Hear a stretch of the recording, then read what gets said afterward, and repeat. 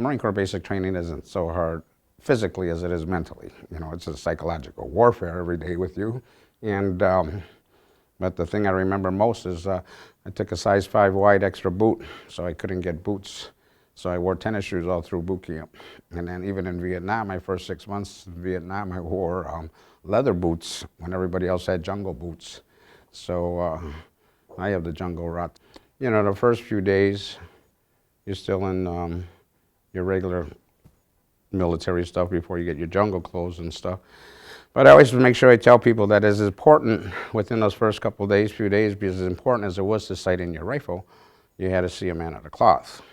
Except for the Jewish kids, you know, they got to wait for a rabbi, but, you know, and I'm Catholic, so we ended up with a Protestant minister. And basically, you know, they begin to tell you, yo, boys, you know, you're going to be called upon to do some stuff over here, and, you know, not the morals you came from and all that, if you will. And so I tell people, in short, basically saying the fifth commandment doesn't count anymore. You know, when you say, whoa, wait a minute, man, that ain't what you taught me, you know. But, you know, that's war. Initially, I was just a basic ground infantryman, and then from November to May, and then I became a squad leader. And it was in I Corps most of the time up north toward the DMZ, where we had spent 79 days without seeing saw civilians 2 times, took 2 showers, you know. But everybody stunk, you know. So, you know, and yet, you know, people don't realize it was the big camping trip. I spent my first 10 months living on the ground or below the ground. I got wounded coming out of Quezon on a patrol on June 9th, and we lost a bunch of guys. And I killed and captured some people in September. I got a Bronze Star for that, Purple Heart for being wounded. And I have a Navy Achievement Medal because, well, basically none of my guys got killed, or, you know, and we did things the right way, if you will. Yeah, so it's 3 personal decorations. Our battalion, I was with Foxtrot, 2nd Battalion, 1st Marines, and we have 18 major battles that we were in, but it was nothing. Sometimes, you know, I recall getting ambushed 5 times in the same day, and that's not a major battle. But you know, ambushes was, you know, could be a daily occurrence. It changes you in the fact that you're old quick.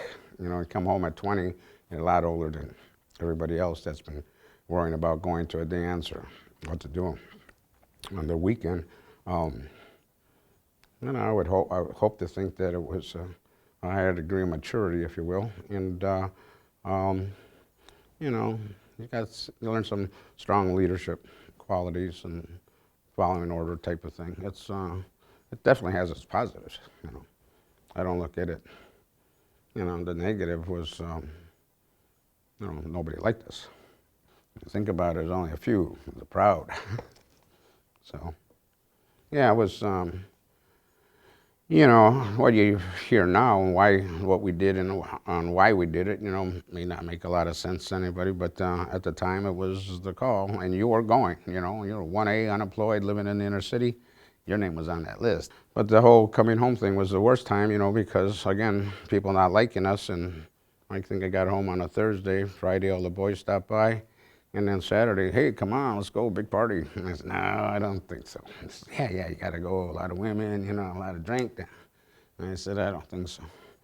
So I went, and I'm in this kitchen, you know, these north side flats, you know, so I'm in the kitchen, and these 2 young guys come in. Young guys are probably 18, you know, I'm 20. And they say, hey, man, where do you work? I said, I don't. They said, where do you go to school? I said, I don't. They said, oh, take off. I said, talk to me. So another guy comes in, and he's in a coat and tie, so I'm saying he's a little older than 20, maybe 22 or something. He's in a coat and tie, and he said, hey, man, where do you work? And, or where do you go to school? And I said, I don't. I said, I deal in the service, and I wear a uniform. And he said, oh, how you like the Army? I said, I'm in the Marine Corps. He goes, oh, Marine Corps. He starts doing this. To this day, I have no idea what look I gave this guy, but he just went, sorry. So he's like, I'm sorry, man. I said, no, that's okay. So I just got back from Vietnam on Thursday. So anyway, he introduces me, and she's very pretty and very nice, and oh, nice to meet you. And then he says, Lupe just got back from Vietnam. And she said, oh, really? And I said, yeah. She said, did you ever kill anybody? I said, yeah. And she said, you sadistic bastard.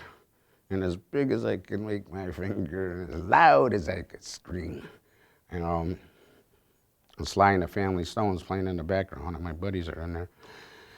And I just screamed. I said, the first person I killed is a bitch about your age, you know. And the place goes silent. My buddies come up. So let's get out of here. And I was home for 20-some days, and that was day 3. And spent the rest of the time denying being over there. I was, we call this fortunate.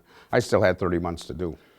So on December 1st, 69, I had a report to Camp Pendleton, and it took 82 of us, all fresh back from Vietnam, and made us one guard detachment in the best part of Camp Pendleton, main side they call it. And that was probably the best you could do for any post-traumatic stress, you know, because you're with your peers. And I've seen 1,000 times more action than some of these guys, but I don't know, the guys saw 10,000 times much more action than me. Well, yeah, so you would tell these stories, and at times horrific. We could talk it. We could tell each other. I couldn't tell, you know, certain parts of other Marines even, you know, that weren't there. But yeah, they, you know, and then you'd see these guys that, you know, had gotten out, still had time to do, and got sent back after being wounded and everything. You see these guys in the showers, and oh man, put some clothes on, you know, because that shrapnel just rips your body apart, you know, and the scars and stuff. But you'd sit and tell these stories, and then laugh until you cried, you know.